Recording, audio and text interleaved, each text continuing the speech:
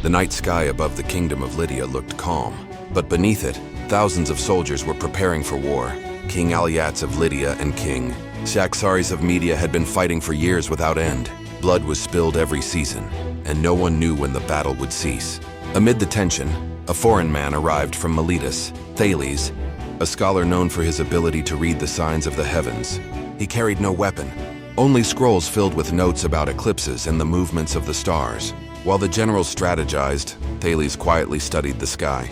He believed that the heavens had patterns and that every celestial event could be predicted. A few nights before the next great battle, Thales told the Lydian envoy, "In the coming battle, the sun will disappear at midday." No one believed him, but Thales confidently wrote the date on his papyrus and gazed at the sky as if he knew the god's secrets. The day arrived. Two mighty armies stood, face to face along the banks of the Halys. River swords drawn, arrows ready. The sun blazed overhead, as if spotlighting the final clash between two great kingdoms. Then the light began to fade. Birds fell silent. Shadows stretched swiftly across the ground. Within minutes, the sun vanished. A total eclipse swallowed the daylight. Both armies froze. Soldiers dropped their weapons. Priests cried out the names of their gods. To them, it was a sign of divine wrath. But in the distance, Thales stood still, watching the event calmly. He knew this was the moment he had foretold.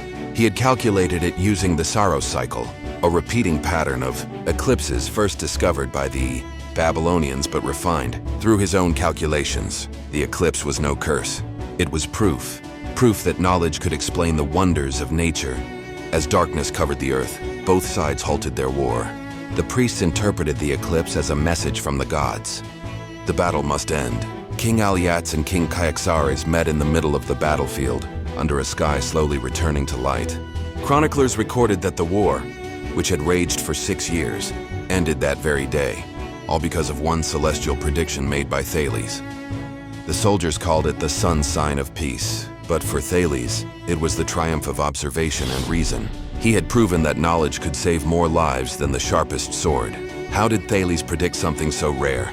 He had no telescope, no laboratory, only years of careful observation and the records of Babylonian scholars. Years earlier, Thales had studied in Babylon and Egypt. There, he discovered that solar eclipses followed a pattern every 18 years, and one day is the cycle we now call Saros.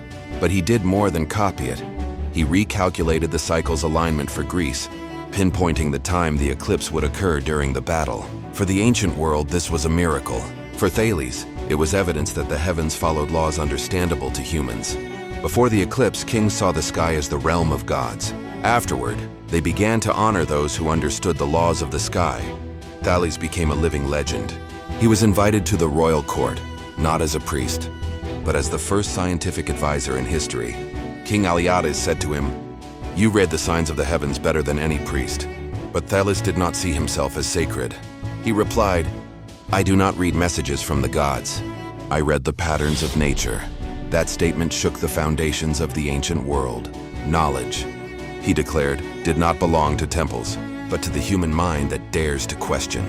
After that event, Greek thinkers began to study the stars and planets systematically.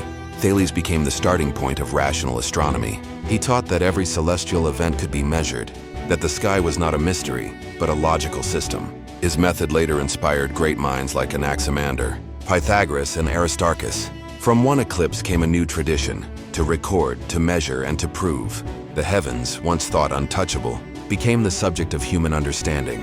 The eclipse was no longer a sign of wrath. It was proof of the universe's order. After the war ceased, the kings realized that men like Thales possessed a new kind of power, the power of knowledge. But not everyone welcomed it. Some priests and royal advisors felt threatened. They accused Thales of defying the gods. Yet King Alyattes calmly replied, "If the gods created the heavens, then Thales is merely one who learns to read them." Thales remained humble. He refused great rewards and returned to Miletus to teach. For him, true victory was not in ending wars, but in opening human eyes, so they would no longer fear the sky. Thales later applied his astronomical principles to other fields, determining the best times for planting and sailing. He showed that the positions of the stars could guide people away from storms and droughts. His science no longer saved just soldiers, but farmers and sailors too. Through the knowledge of the heavens, he helped humanity live in harmony with nature. From the eclipse that ended a war, a science of peace was born. Centuries later, Herodotus wrote about the eclipse that stopped the battle, naming Thales with deep reverence. Since then, his story has become a symbol. That reason can rival myth. The eclipse was recorded in history as May 6, 585 BCE, the first time in human history that a celestial event was predicted correctly. The sky may have brightened again, but the world was never the same. From that day on, humankind knew that knowledge could change the fate of nations. Now, whenever an eclipse occurs, scientists look to the sky with the same awe Thales once felt, not out of fear, but out of wonder, knowing the universe can be understood. Thales never lifted a sword, yet he stopped a war. He never ruled a kingdom, yet he united two nations through light and shadow. From a simple observation, he altered the course of history. He proved that one person armed with knowledge can save thousands of lives. That is the true legacy of Thales. Knowledge that brings peace, and the sky remains its eternal witness.